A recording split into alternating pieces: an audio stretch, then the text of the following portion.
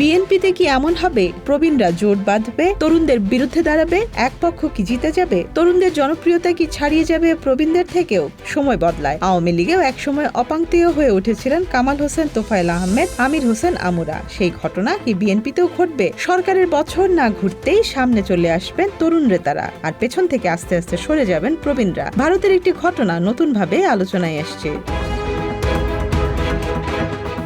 ভারতের রাজনৈতিক ইতিহাসে কুমারস্বামী কামরাজ ও ইন্দিরা গান্ধীর দ্বন্দ্ব ছিল শুধু ব্যক্তিগত মতভেদের গল্প নয়, এটি ছিল ক্ষমতার কাঠামো, দলীয় নিয়ন্ত্রণ, আদর্শিক অবস্থান এবং নেতৃত্বের ধরন নিয়ে এক গভীর সংঘর্ষ। এই সংঘাত ধীরে ধীরে এমন পর্যায়ে পৌঁছায় যা শেষ পর্যন্ত কংগ্রেস ভেঙে দেয় এবং ভারতের রাজনীতিতে এক নতুন যুগের সূচনা করে।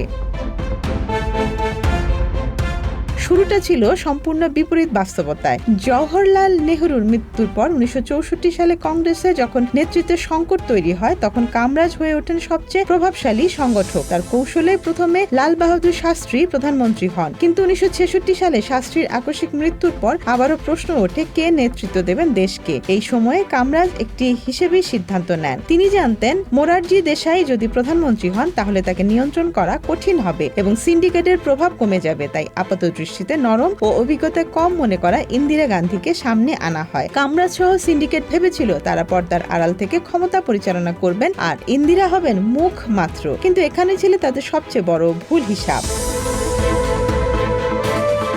প্রধানমন্ত্রী হওয়ার পরপরই ইন্দিরা গান্ধী দ্রুত নিজের অবস্থান মজবুত করতে শুরু করেন। তিনি বুঝতে পেরেছিলেন সিন্ডিকেটের নিয়ন্ত্রণে থাকলে তার রাজনৈতিক ভবিষ্যৎ সীমিত হয়ে যাবে। তাই ধীরে ধীরে তিনি নিজস্ব ক্ষমতার কেন্দ্র তৈরি করতে থাকেন, প্রশাসন, আমলাতন্ত্র এবং তরুণ কংগ্রেস নেতাদের মধ্যে নিজের প্রভাব বাড়াতে থাকেন।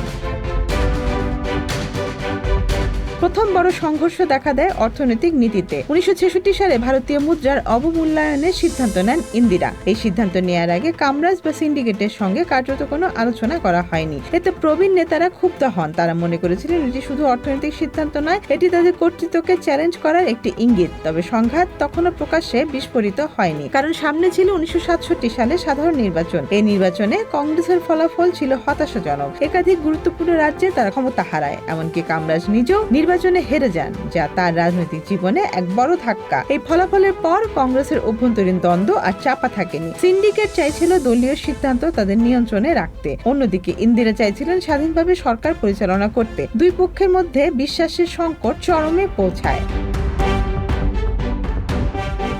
এই দ্বন্দ্বে সবচেয়ে নাটকীয় রূপ দেখা যায় 1969 সালে রাষ্ট্রপতি নির্বাচনে। সিন্ডিকেট, যার অন্যতম মুখ ছিলেন কামরাজ, রাষ্ট্রপতি পদে প্রার্থী করেন নীলম সঞ্জীবা রেড্ডিকে। তাদের ধারণা ছিল দলীয় হুইপের মাধ্যমে সহজেই তাকে জিতিয়ে আনা যাবে, কিন্তু ইন্দিরা গান্ধী এখানে এক অভূতপূর্ব কৌশল নেন। তিনি সরাসরি বিরোধিতা না করে শেষ মুহূর্তে সমর্থন দেন তৎকালীন উপরাষ্ট্রপতি ভিভি গিরিকে। এরপর তিনি কংগ্রেস সাংসদের উদ্দেশ্যে ঘোষণা করেন, আপনারা নিজেদের অন্তরাত্মার ডাকে ভোট দিন। এই এক ঘোষণায় কংগ্রেসের অভ্যন্তরীণ শৃঙ্খলাকে ভেঙে দেয়। অনেক সাংসদ দলীয় নির্দেশ অমান্য করে গিরিকে ভোট দেন। ফলাফল নীলম সঞ্জীবা রেড্ডির পরাজয় এবং গিরির জয়। এই ঘটনায় ছিল সম্পর্কের চূড়ান্ত ভাঙন। কামরাজ ও সিন্ডিকেট এটিকে সরাসরি চ্যালেঞ্জ হিসেবে দেখেন। 1969 সালের নভেম্বরে কংগ্রেস ওয়ার্কিং কমিটি থেকে ইন্দিরা গান্ধীকে বহিষ্কার করা হয়। এখানেই খেলার মোড় ঘুরে যায়। ইন্দিরা গান্ধী এই বহিষ্কারকে নিজের পক্ষে কাজে লাগান। তিনি নিজেকে জনগণের নেতা হিসেবে তুলে ধরেন এবং সংসদে নিজের সংখ্যাগরিষ্ঠতা প্রমাণে নামেন। অধিকাংশ কংগ্রেস সাংসদ তার পাশে দাঁড়ান, ফলে কংগ্রেস ভেঙে যায়। একদিকে কামরাজ ও পুরনো নেতৃত্ব, অন্যদিকে ইন্দিরা। এই বিভাজনের পর কামরাজ কার্যত রাজনৈতিকভাবে কোণঠাসা হয়ে পড়েন। যদিও তিনি ব্যক্তিগতভাবে সম্মানিত ছিলেন, কিন্তু তার সংগঠন দুর্বল হয়ে যায়। অন্যদিকে ইন্দিরা গান্ধী ক্রমশ আরো শক্তিশালী হয়ে ওঠেন। ব্যাংক জাতীয়করণ, প্রিভি পার্স বিলুপ্তি ইত্যাদি জনমুখী সিদ্ধান্তের মাধ্যমে তিনি জনগণের সমর্থন জোগাড় করেন। 70-এর দশকে এসে ইন্দিরা আরো শক্তিশালী হয়ে ওঠেন। তামিলনাড়ুতে তিনি আঞ্চলিক দল ডিএমকে সঙ্গে জোট করে কামারাজের রাজনৈতিক ঘাঁটি ভেঙে দেন। 1975 সালে নির্বাচনে কামারাজের দল প্রায় নিশ্চিহ্ন হয়ে যায়। তিনি নিজে ছাড়া আর কেউ জিততে পারেননি। সবচেয়ে নাটকীয় বিষয় হলো যে নেতা একসময় ইন্দিরা গান্ধীকে প্রধানমন্ত্রী বানিয়েছিলেন, শেষ পর্যন্ত সেই ইন্দিরার রাজনৈতিক কৌশলের কাছে তিনি পরাজিত হন। কামারাজ ইন্দিরা সংঘাতই ভারতীয় রাজনীতিতে হাইকমান্ড সংস্কৃতি, ব্যক্তি নির্ভর নেতৃত্ব এবং কেন্দ্রীয় ক্ষমতার নতুন ধারার ভিত্তি তৈরি করে দেয়। Desk report, Dhaka express.